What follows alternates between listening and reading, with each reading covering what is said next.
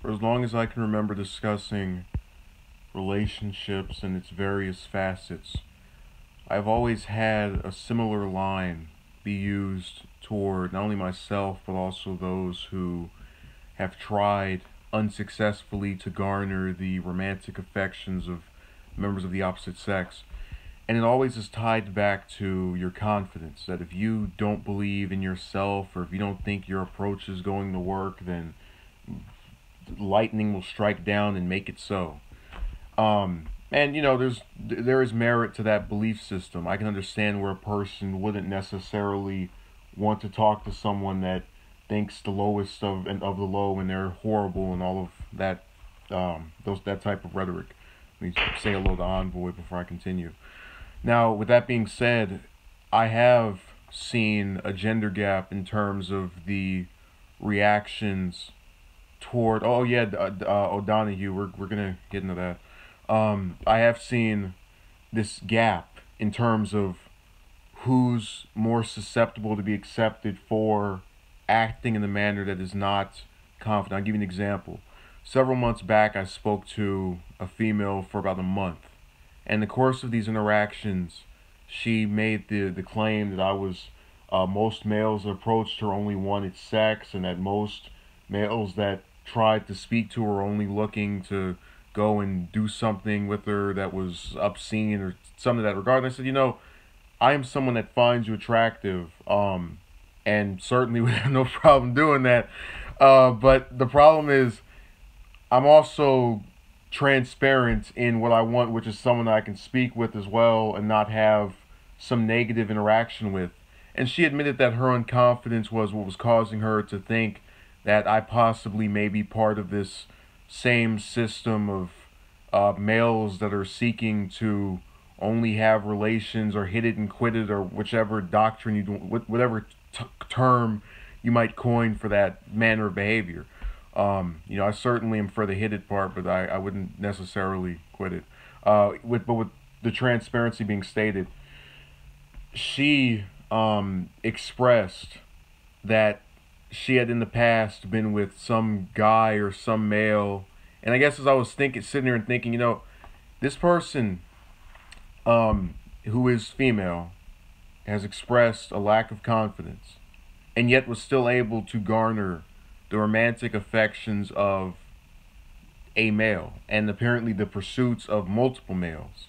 And obviously we can't control who finds us attractive, but you still might have to just notice these types of behavior patterns. O'Donoghue says women just have to dress sexy to get a date.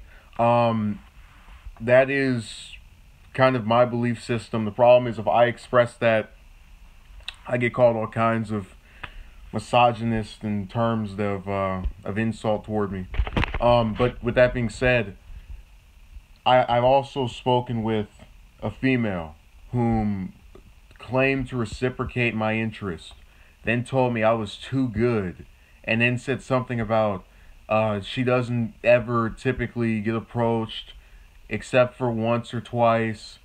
As I sat here and thought about how she was talking of, woe is me and boo hoo hoo, I still figured if this were a male, this would be frowned upon. This would be hated. They would be told, you have to change this. You have to fix this.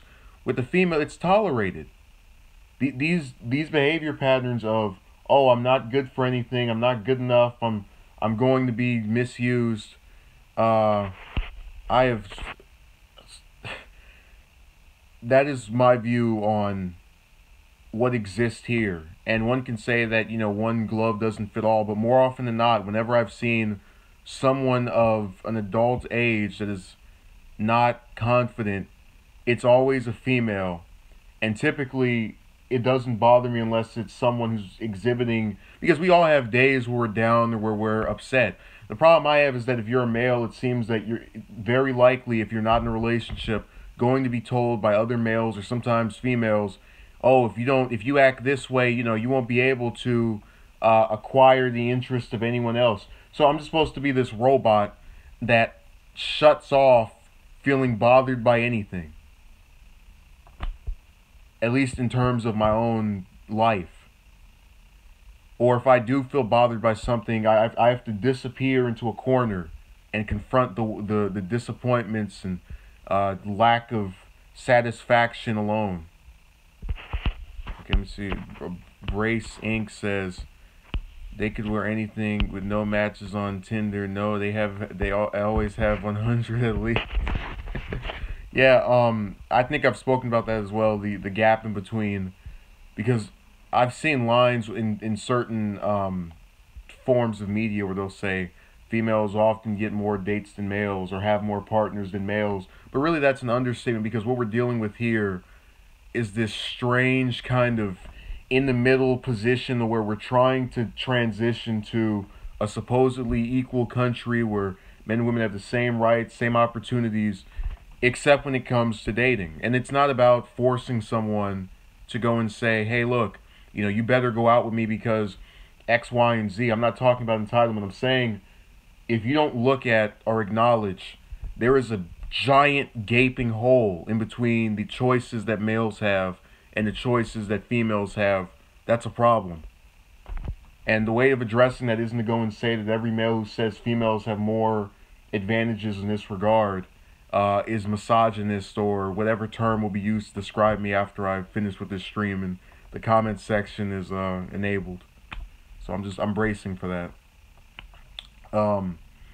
But in the context of having all of these pursuits, because I've spoken with very many females, and I've noticed that as just something that comes across every here or there. Now there are some who obviously don't feel a need to go and say that, oh, they can't do this, or they're not good enough for that, or they're hopelessly not going to have such and such happen. But even ones that have a seeming amount of confidence will publicly, or at least to me, admit their lack of being able to do something of, I guess, noteworthiness when it comes to this endeavor. I had one that stated she was bound to not end up with anybody, and I thought to myself, this person in their late teens has now been able to just glimpse into the future by several decades within moments of being turned down or breaking up with this male or whatever. And this person was not called unconfident. They were not told this was unattractive. They were allowed to speak how they felt and not be judged in a negative manner according to it. And males don't have that. I can't go on any of these forms of social media and go, if I don't get with this one female, I'll end up alone forever. I'd be called a lunatic. I'd be called obsessed.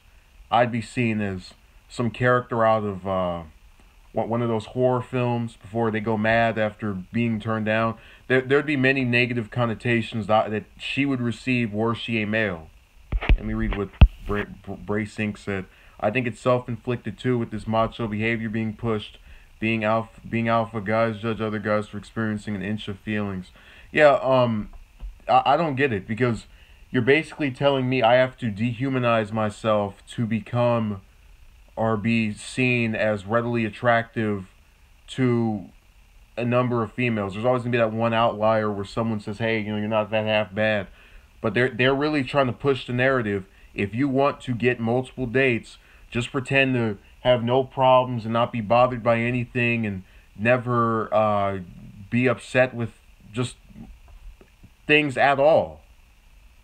And I'm just astonished that every time I go into some forum or see some post online where someone's talking about, oh man, I've been trying to do this, I can't get this job, I can't get out of school, I can't, the relationships, all these different facets.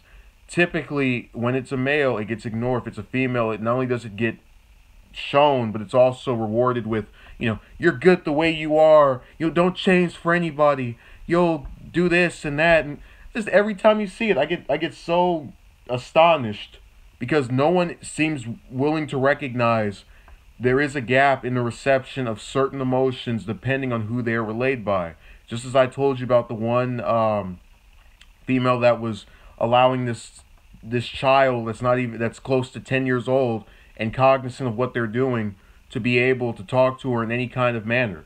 I told her, if you were a male, you'd be seen as weak. You'd be seen as this total wimp pansy. But if you are female, it's allowed. This type of behavior of just letting anyone say anything to you, especially just little children that you're supposed to be watching over, that's seen as okay. This massive form of disrespect that gets no punishment is seen as decent in the eyes of other people solely based off of your gender. And I had most people that were in that stream agreeing that it was something that would only be okayed by various individuals who saw it and said, "Well, she's acting in the feminine, laid back manner a woman should express themselves in," and that's we can't have a society that is truly equal until females get frowned upon either for the same behaviors as males, or males are allowed to express the same behaviors that females have. Case in point, if a male goes online and says, "Oh man, I can't get with anyone, this is horrible," I shouldn't have to read 50 comments of people saying, "Oh yeah, you're a wimp, you're a wimp, you're a wimp, you're a wimp." There should be some attempt at saying, "Hey, look, try this. Don't quit this.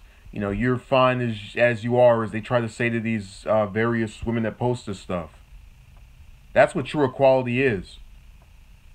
And it seems that is missing in the context of this particular endeavor, where you're very unlikely to see people say, "Hey, look, we have to call out both sides," or not call out either side. And I'm just astonished that I keep having all of these various groups, these, whether it's feminists or people pushing for equal rights, which I'm not necessarily against, trying to pretend this isn't going on, that there isn't this giant gap in terms of what females have to improve, what males have to improve. Females have to improve this, males have to improve that. It's astonishing. But I'm gonna try to have something else out, either definitely tomorrow, maybe today, depends on what's going on. We're entering the last couple of days of this whole net neutrality thing. So, thanks for watching. Hopefully you enjoyed. Maybe not. Who knows?